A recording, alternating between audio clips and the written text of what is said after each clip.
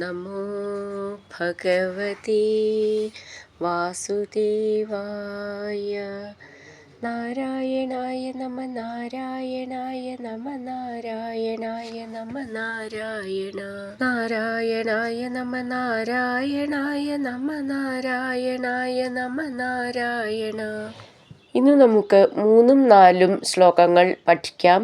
ശ്രീമന്നാരായണീയം ദശകം 77 ഉപശ്ലോകോത്പത്തി ജരാസന്ധയുദ്ധം മുചുകുന്ദമോക്ഷം. ശ്ലോകം 3. പൃഷ്ടാവരം പുനരസാവവൃണോദ്വരാഗീ ഭൂയസ്ത്വയാ സുരതമേവ നിശാന്തരേഷു സായുജ്യമസ്ത്വിതി വദേത് ബുധയേവ കാമം സാമീപ്യമസ്ത്വനിശമിത്യഭിനാബ്രവീത് കിം. നമുക്ക് ഈ ശ്ലോകത്തിലെ വാക്കുകൾ പിരിച്ചിട്ട് അർത്ഥം നോക്കാം.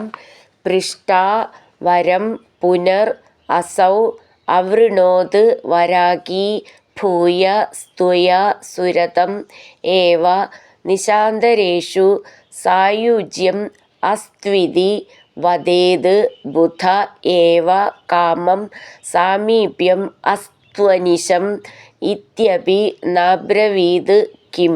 അർത്ഥം: പുന അനന്തരം, വരം ആഗ്രഹം, പൃഷ്ട അങ്ങയാൽ ചോദിക്കപ്പെട്ടവളും, വരാഗി അജ്ഞയുമായ, അസൗ ഈ കുബ്ജ, ഭൂയ വീണ്ടും, നിശാന്തരേഷു രാത്രികാലങ്ങളിൽ, ത്വയ അങ്ങയോടുകൂടി, സുരതം ഏവ രതിക്രീഡ തന്നെ, അവൃണോത് വരിച്ചു, ബുധ ഏവ ജ്ഞാനിയായ ഒരുവനെ, കാമം ഏറ്റവും വേണ്ടുവണ്ണം, സായുജ്യം എന്ന മുക്തി, അസ്തു ഭവിക്കട്ടെ, ഇതി വദേത് എന്ന് പറയുകയുള്ളൂ, അനിശം എല്ലായ്പ്പോഴും, സാമീപ്യ അസ്തു അടുത്തുണ്ടാകുമാറാകട്ടെ, ഇതി എന്നുപോലും, കിം ന അബ്രവീത് എന്തുകൊണ്ടവൾ പറഞ്ഞില്ല.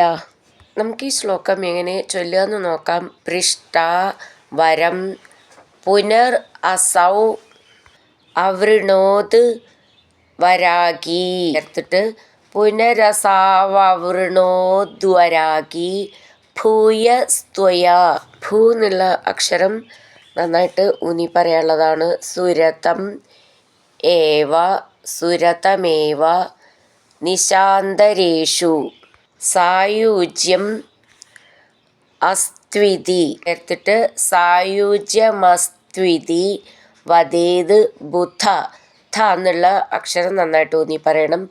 ഏവ കാമം സാമീപ്യം അസ്തു അനിശം ഇതി അപി. അത് ചേർത്തിട്ടാണ് സാമീപ്യമസ്ത്വനിശമിത്യപി ന അബ്രവീത് ചേർത്തിട്ട് നാബ്രവീത് കിം. ബ്ര എന്നുള്ളത് മൃദുവായിട്ട് പറഞ്ഞാൽ മതി. പൃഷ്ടാവരം പുനരസാവവൃണോദ്വരാഗീ ഭൂയസ്ത്വയാ സുരതമേവ നിശാന്തരേഷു സായുജ്യമസ്ത്വിതി വദേത് ബുധയേവ കാമം സാമീപ്യമസ്ത്വനിശമിത്യഭിനാബ്രവീത് കിം. അടുത്തത് 4ാമത്തെ ശ്ലോകം. തതോ ഭവാൻ ദേവ നിശാസു കാസുചിന്മൃഗീദൃശം താം നിഭൃതം വിനോദയൻ അതാതുപശ്ലോക ഇതി ശ്രുതം സുതം സ നാരദാത് സാത്വതന്ത്രവിദ്ബഭൗ. നമുക്ക് ഈ ശ്ലോകത്തിലെ വാക്കുകൾ പിരിച്ചിട്ട് അർത്ഥം നോക്കാം.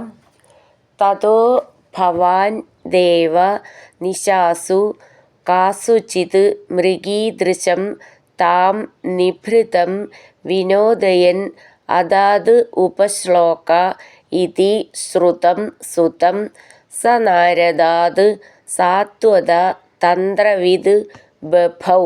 അർത്ഥം: ദേവ അല്ലയോ കൃഷ്ണ, തത അനന്തരം, ഭവാൻ അവിടുന്ന്, കാസുചിത് നിശാസു ചില രാത്രികളിൽ, മൃഗീദൃശം മാൻകണ്ണിയായ, താം ആ സുന്ദരിയെ, നിഭൃതം ഏറ്റവും, വിനോദയൻ രസിപ്പിക്കുന്നവനായി, ഉപശ്ലോക ഇതി ഉപശ്ലോകൻ എന്നു, ശ്രുതം പ്രസിദ്ധനായിത്തീർന്ന, സുതം പുത്രനെ, അതാത് അവർക്കു ദാനം ചെയ്തു.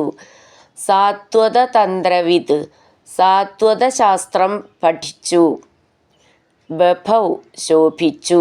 നമുക്ക് ഈ ശ്ലോകം എങ്ങനെ ചൊല്ലുകയെന്ന് നോക്കാം. തതോ ഭവാൻ ദേവ, ഭവാൻ എന്നുള്ളതിൻ്റെ ഭാന്ന് നന്നായിട്ട് ഊന്നി പറയണം. നിശാസു കാസുചിത് മൃഗീദൃശം ചേർത്തിട്ട് കാസുചിൻ മൃഗീദൃശം താം നിഭൃതം ഭൃ എന്നുള്ള അക്ഷരം നന്നായിട്ട് ഊന്നി പറയണം.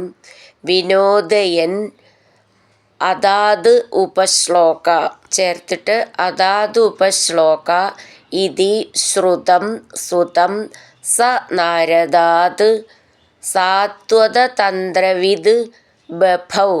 ബ എന്നുള്ളത് മൃദുവായിട്ട് പറഞ്ഞാൽ മതി, ഭൗ എന്നുള്ളത് നന്നായിട്ട് ഊന്നി പറയണം.